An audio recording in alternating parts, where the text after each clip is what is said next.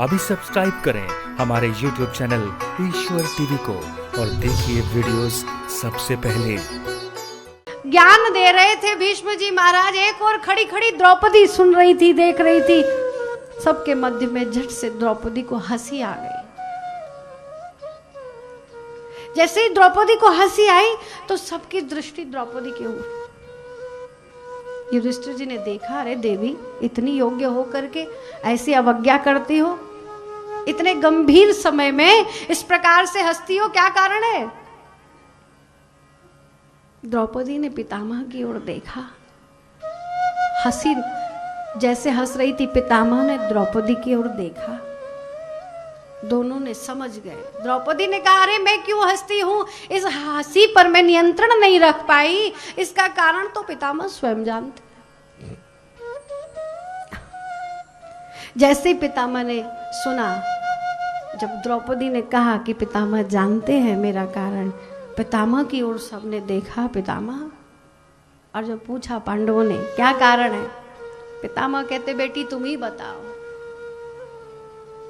बोले मैं क्या बताऊं पितामह, आप ही बताइए। बोले बस मेरे हृदय के तो वही भाव हैं। बोले आज अब आपका जाने का समय, अब अंतिम अवस्था है। बड़े बड़े ज्ञान, बड़े दिव्य उपदेश, ये सब आपके हृदय में आ रहे हैं। आज आप बड़ी धर्म की व्याख्या कर रहे हो, आज आप अपने पुत्रों को ये सुंदर सुंदर सीख दे रहे हो, लेकिन उस समय ये सारा ज्ञान कहाँ चला गया था, ये धर्म की व्याख्या कहाँ चली गई थी? जब भरी सभा में लाज लुटती थी, आपकी आंखों के सम्मुख ये सब कुछ हो रहा था, उस समय आप तब ये जिह्वा क्यों नहीं खुली? पितामह ने उत्तर दिया, पुत्री सत्य कहती। अब पांडव देख रहे हैं, पितामह कह रहे हैं, पुत्री वो उस समय में और इस समय में थोड़ा अंतर है। अंतर यही है कि उस समय में दुर्योधन के उस पापी अन्न के अधीन, बोले मैं उस समय दुर्योधन का ऋणी, दुर्योधन के अनुशासन में था, राजधर्म के कारण विवश था, दुर्योधन का अन्न पाया था, इसीलिए मेरा हृदय भी दूषित हो गया और मेरे हृदय की उस मलिनता के कारण मेरी हिम्मत भी हार गई और मैं कुछ भी कह न सका, जानते हुए भी।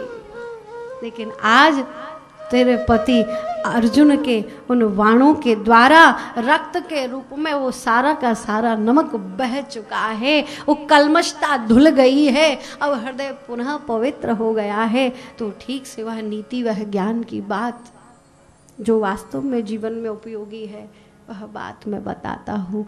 भैया, कहा है ना, भगवत भक्ति इस हृदय में, शरीर में, इस मन में जैसा अन्न पाओगे, जैसा हृदय में अन्न जावेगा, वैसे ही विचार बनेंगे और फिर वैसी ही सामर्थ्य होगी। इसीलिए भक्ति का, भगवत नाम, भगवत कथा, गुरु के उपदेशों का समय समय पर सेवन करते रहने से, औषधि का सेवन करते रहने से ये दुर्गुणों आदि से हम बच जाते। इसीलिए हमें अपना आहार, जो हमारी आत्मा का आहार है, जो भूख है, वह खुराक लेते रहना चाहिए। इसीलिए भागवत कथा सुनते रहना चाहिए, गुरुदेव का सानिध्य करते रहना चाहिए।